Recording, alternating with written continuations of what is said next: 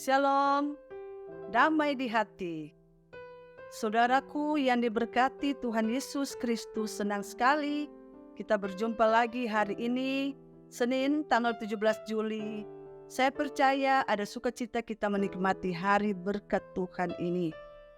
Karena itu, marilah kita isi hari ini dengan belajar firman Tuhan lewat renungan harian keluarga. Mari kita berdoa.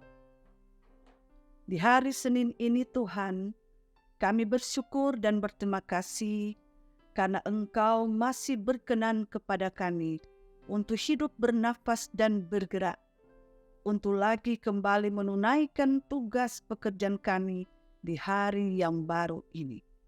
Namun sebelum kami memulainya, kami rindu firman Tuhan itu diisi dalam kehidupan kami, menjadi pegangan bagi kami. Tuntun bimbing kami Tuhan, di dalam kami akan membaca dan merenungkan firman Tuhan. Curahkan Roh Kudus bagi kami sekalian, sambil mohon ampun atas segala dosa-dosa kami.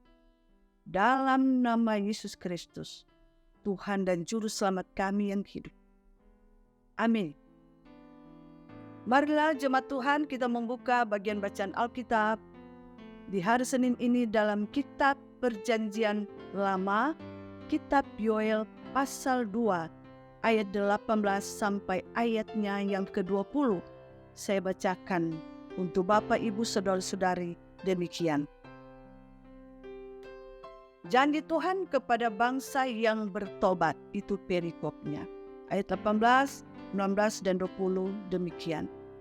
Tuhan menjadi cemburu karena tanahnya, dan ia belas kasihan kepada umatnya. Tuhan menjawab katanya kepada umatnya, sesungguhnya aku akan mengirim kepadamu gandum, anggur, dan minyak, dan kamu akan kenyang memakannya. Aku tidak akan menyerahkan kamu lagi menjadi celah di antara bangsa-bangsa. Yang datang dari utara itu akan kujauhkan daripadamu, dan akan kuusir ke suatu negeri kering dan tandus. Barisan mukanya ke laut timur, dan barisan belakangnya ke laut barat. Maka bau busuknya dan bau anyirnya akan naik, sebab ia telah melakukan perkara yang besar. Itulah bacaan Alkitab bagi kita sekalian dalam kitab Yoel pasal 2 ayat 18 sampai 20. Mari bersama-sama kita dengarkan renungan harian keluarga pada saat ini, diberi judul Cemburu dan Belas Kasihan, dan jawaban Tuhan bagi kita sekalian. Keluarga Kristen yang dikasihi dan diberkati Tuhan Yesus.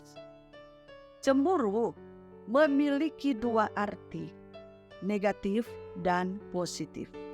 Secara negatif, cemburu adalah merasa tidak atau kurang senang melihat orang lain beruntung. Perasaan tidak senang terhadap seseorang yang memiliki sesuatu atau kelebihan. Cemburu yang didasarkan pada kebencian dan iri hati. Secara positif, cemburu berarti sayang, cinta, atau tidak rela dan menuntut kesetiaan.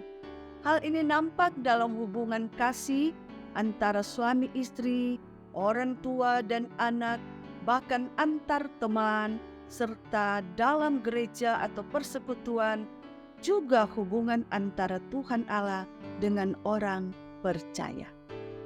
Sedangkan belas kasihan adalah emosi seseorang yang muncul akibat melihat dan merasakan penderitaan orang lain, lebih kuat daripada empati.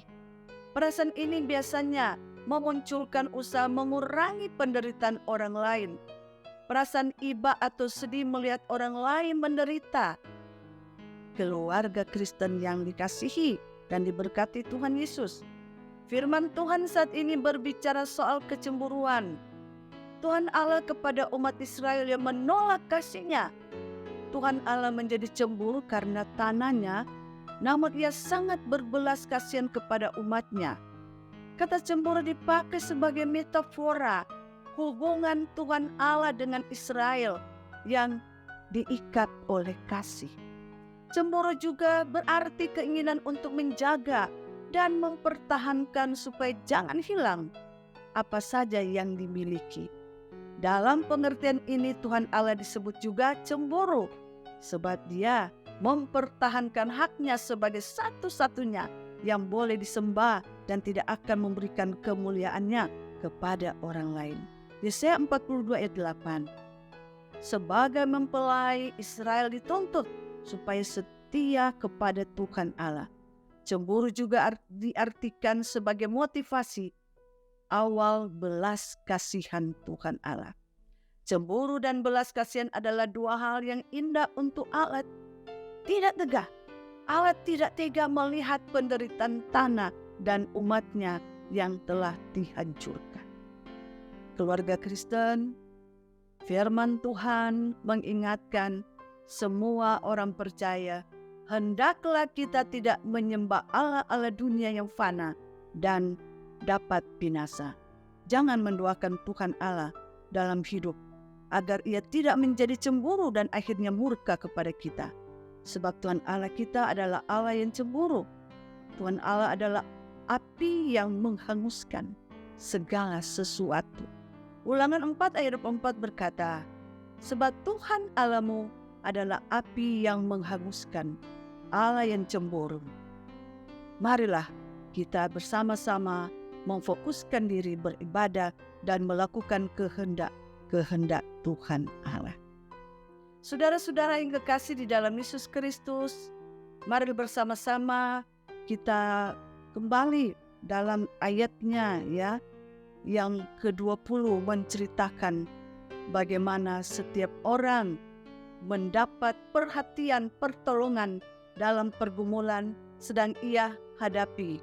Begitu juga kehidupan orang percaya, selalu ingin mendapat jawaban dari setiap permohonan dan doa yang disampaikan kepada Tuhan Allah. Ia tidak membiarkan umatnya dalam penderitaan. Ia selalu mendengar dan memperhatikan keluhan dan ratapan umatnya. Sedih kalau kita bertanya kepada seseorang dan ia menjawab tidak. Kita merasa diacuhkan, itu menyakitkan. Tuhan Allah tidak mengacuhkan kita, Dia menjawab kita. Firman Tuhan menyatakan bahwa Ia akan memberkati umatnya. Perhatian Tuhan Allah mengubah ancaman kehancuran menjadi belas kasihan. Tuhan Allah akan mengirimkan gandum, anggur, dan minyak sehingga umat Israel akan kenyang memakannya. Semuanya merupakan kebutuhan dasar kehidupan dan produk primer pertanian. Pemulihan tanah melalui pemulihan tatanan alam tentunya akan segera menghasilkan pasokan makanan yang melimpah bagi umatnya yang hidup dalam tatanan moral yang baru. Keluarga Kristen yang dikasihi dan diberkati Tuhan Yesus, kehidupan yang damai sejahtera dengan pemenuhan kebutuhan pokok adalah cara yang paling sederhana untuk menyadarkan umat Israel bahwa Tuhan Allah berdiam di tanah perjanjian.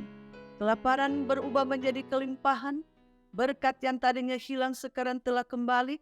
Selain tuntutan kebutuhan fisik, Tuhan Allah juga mengerti bahwa Israel tersiksa secara psikis karena diperhadapkan dengan guncingan bangsa-bangsa lain di mana mereka menjadi celah di antara bangsa-bangsa.